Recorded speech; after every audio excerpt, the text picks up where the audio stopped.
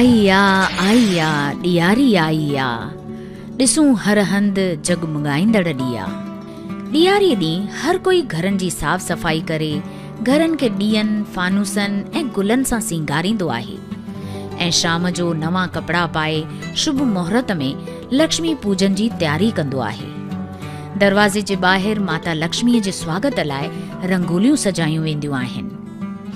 ॾियारी हर हिंदुअ लाइ हिकु ख़ासि ॾिणु हूंदो आहे, छो त इन ॾींहं ते माता लक्ष्मी सतयुग में समुद्र मंथन मां अवतरित थी हुई ऐं इन ई ॾींहं ते माता लक्ष्मी ऐं भॻवान विष्णु शादीअ जे पवित्र बंधन में ॿधिया हुआ ऐं त्रेता युग में भॻवान राम 14 वरियनि जो वनवास पूरो करे अयोध्या वापसि आया हुआ ऐं उन्हनि जे स्वागत में हर घर, हर घिटी, हर चौंक ॾीयनि सां सजायो वियो हो।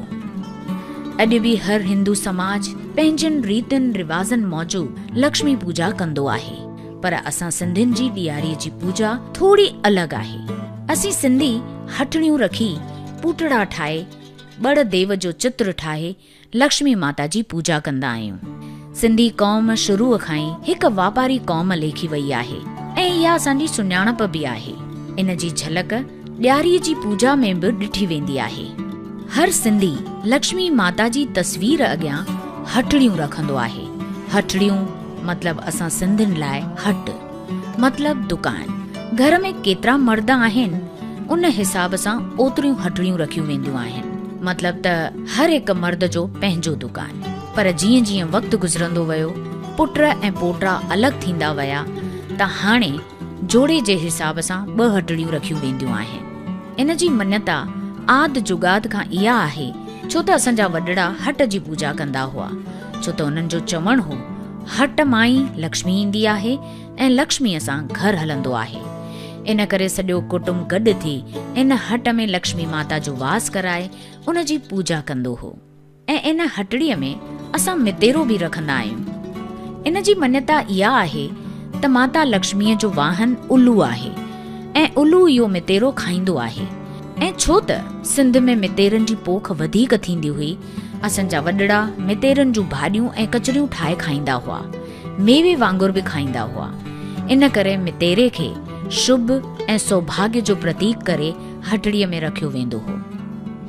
हटड़ीअ में लूण ऐं हैड बि रखी वेंदी आहे, छो त पीलो रंग समृद्धीअ जो प्रतीक आहे ऐं लूण खे हर बुरी नज़र खां बचाइण लाइ रखियो वेंदो आहे।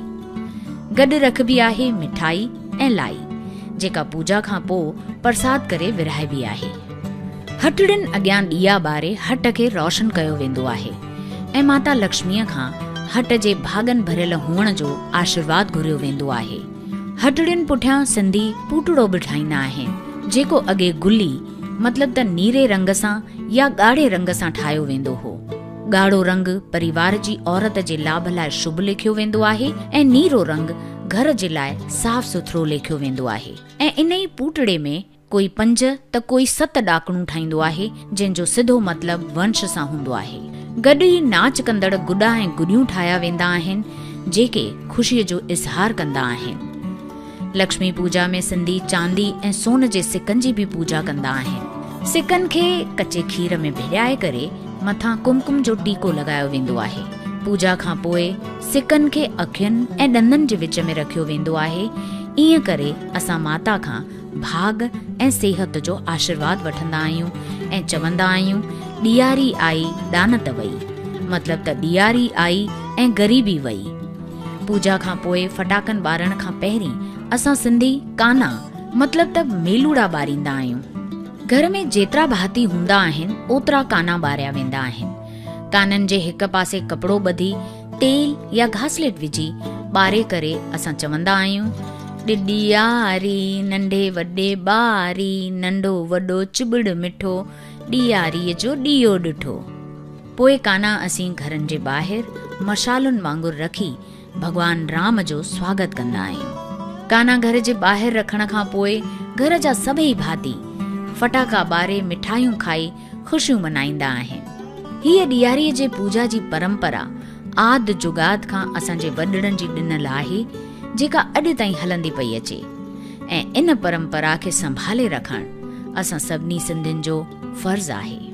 तव्हां सभिनी खे सिंधु सखा संगम पारां ॾियारीअ जूं बेशुमार वाधायूं।